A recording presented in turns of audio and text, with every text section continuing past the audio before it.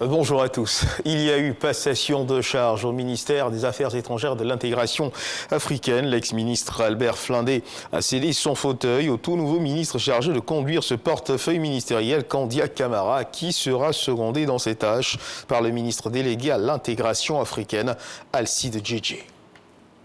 La deuxième promotion de l'école de guerre de Côte d'Ivoire en mission d'études à Mans. L'école de guerre de la Côte d'Ivoire, ouverte depuis 2019, en est à cette deuxième promotion pour cette année académique 2020-2021.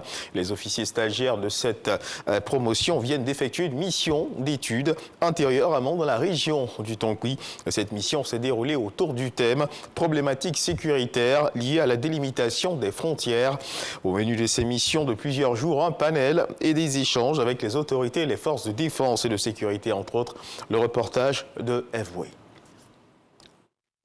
Enjeux et défis sécuritaires aux frontières ivoiriennes, cas de la région du Tonkin. C'est le thème du panel animé par les autorités préfectorales de la région du Tonkin.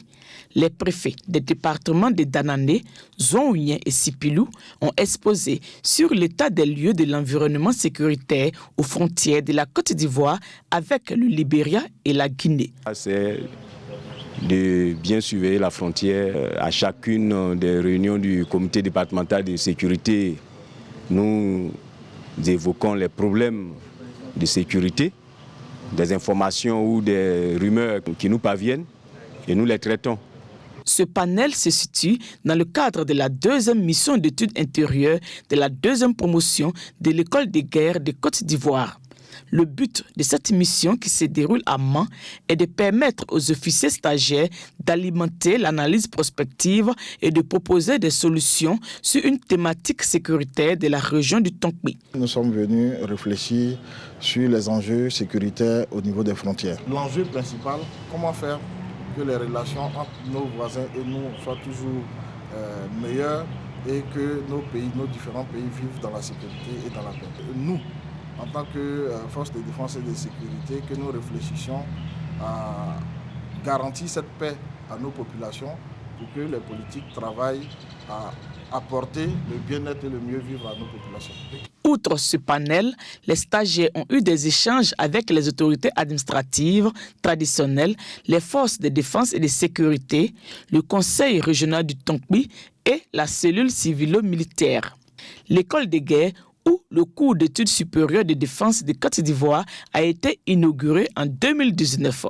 Cette deuxième promotion est composée de 21 officiers stagiaires, dont 13 Ivoiriens, 2 Béninois, 2 Camerounais, un Burkinabé, un Malien, un Nigérien et un Togolais. L'école de guerre de Côte d'Ivoire est basée à l'école des forces armées EFA de Zambakro. Dans l'actualité internationale, au Bénin, les Béninois sont appelés aux urnes ce dimanche pour le premier tour d'une élection présidentielle. Seuls 3 candidats sont en lice, dont le président actuel Patrice Talon. De son côté, l'opposition a vu plusieurs de ses candidatures invalidées par la commission électorale. Des incidents ont été enregistrés dans certaines localités du pays. Le président de la commission électorale nationale autonome, hier samedi, a lancé un appel au calme. Au Tchad, aujourd'hui est également jour d'élection pour la présidentielle. Ce 11 avril 2021, les électeurs tchadiens votent pour élire leur président. Le président sortant, Idriss Déby Itno, âgé de 69 ans, brigue un 6e mandat. Et pour cette présidentielle, 7 candidats sont en lice, dont le président Idriss Déby. Une partie de l'opposition s'est retirée de la course et a appelé au boycott pour dénoncer les violences contre l'opposition. Un des enjeux de cette journée va donc être la participation.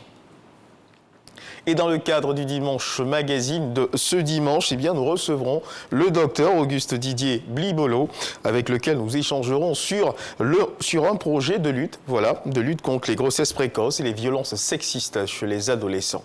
C'est la fin de ce flash d'information. Merci de nous avoir suivis. Je vous retrouve à 13h pour le journal.